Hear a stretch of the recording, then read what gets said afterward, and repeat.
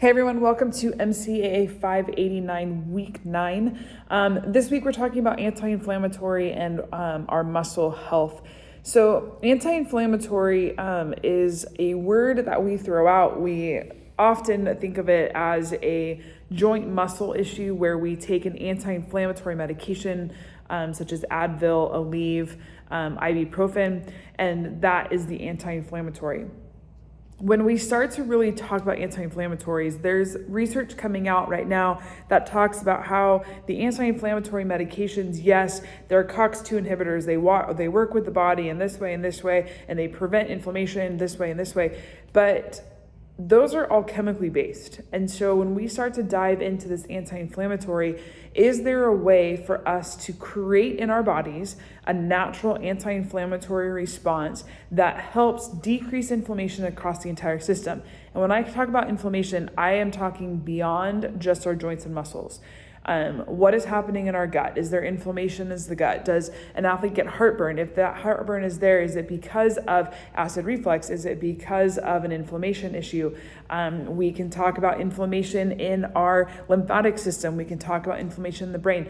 There is inflammation everywhere.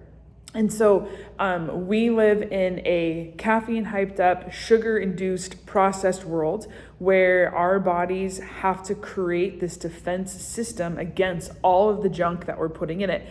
And so as a result, this inflammatory process, this histamine reaction that we have in the body is increased. And that increase in inflammation is felt physically, but there's a lot of silent things happening behind the scenes.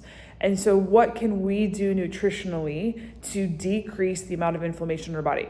Our textbook talks about it, but I'll be honest, there's a lot of homeopathic, alternative health, medicine doctors out there that do a lot of presentations on anti-inflammatory diets. I hate using the word diet, but just thinking through ways of eating, it is said that the ketogenic diet is decreased inflammation. I personally really like the Mediterranean way of eating. I think that has a healthy balance of some of our processed foods that we like, so we can get some of our grains in there. And it's not as strict on the amount of macros that we can take in from a carbohydrate perspective. And the Mediterranean diet is all about fruits and vegetables and grass-fed meats and things like that. And so I think that is a healthy way. I don't think it's the end all, and I don't think that everybody's body reacts the best to that. Some people just don't do well with meat, and some people just don't do well with grains and beans and lentils and stuff like that. So again, it's about finding that balance.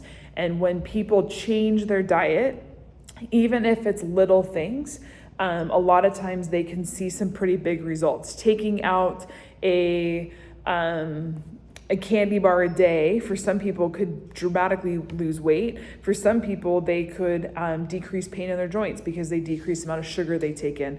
And so looking through how we talk through anti-inflammatory diets and medications and stuff like that is very important. There is a discussion this week, but there's no quiz.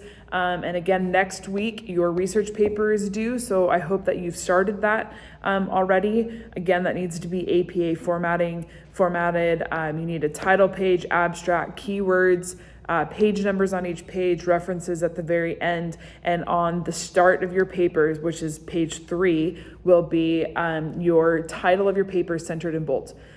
So I hope you guys have a great week.